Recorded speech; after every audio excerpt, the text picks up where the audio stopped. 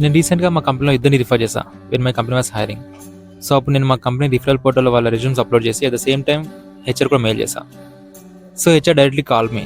I know the HR person, so she directly call me. అప్పుడు నన్ను తను ఇలా అడిగింది, first person resume is fine, I will send his resume to the manager for the approval, but why did you refer second candidate ఎందుకు refer చేస్తాను అడిగింది. అప్పుడు నాకు అర్థం కాలేదు తను ఎందుకు ఇలా అడిగిందని. He might be the good fit and experience కూడా మ్యాచ్ అయింది అని చెప్పా.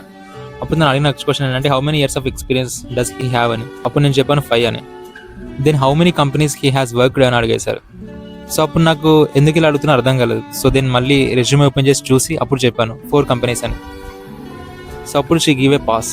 అండ్ దెన్ తను అడిగారు, తను 5 yearsలో 4 కంపెనీస్ చేంజ్ అయ్యాడు కదా, ఇఫ్ మనం అతన్ని హైర్ చేసుకుంటే అట్లీస్ట్ 2 to 3 years మన కంపెనీలో వర్క్ చేస్తాడు అనే అష్యూరెన్స్ ఆర్ నమ్మకం నీకుందా అని అడిగారు. Then my face was blank. నేనేం చెప్పాలో నాకు అర్థం కాలేదు. సో అప్పుడు నేను ట్రూత్ చెప్పాలనిపించింది, ఐ డోంట్ నో అని చెప్పేసా. సో ఈ చిన్న ఇన్సిడెంట్ వల్ల నాకు ఒక పెద్ద మెసేజ్ అర్థమైంది. So companies, big companies, MNCs and global companies ఏదైనా not just experience, so skills and experience మాత్రమే కాదు, సో వాళ్ళకున్న stability and commitment towards the company అనేవి కొంచెం చూస్తాయని.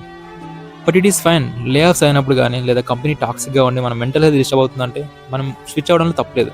బట్ ప్రతి చిన్న ఇన్కన్వీనియన్సెస్ మన జాబ్ షిఫ్ట్ అవుతుంటే అది మన కెరీర్కి, మన ఫ్యూచర్లో ఖచ్చితంగా ఒక నెగిటివ్ ఇంప్రెషన్ ఇస్తుంది. And I hope this video is informative. See you in the next video.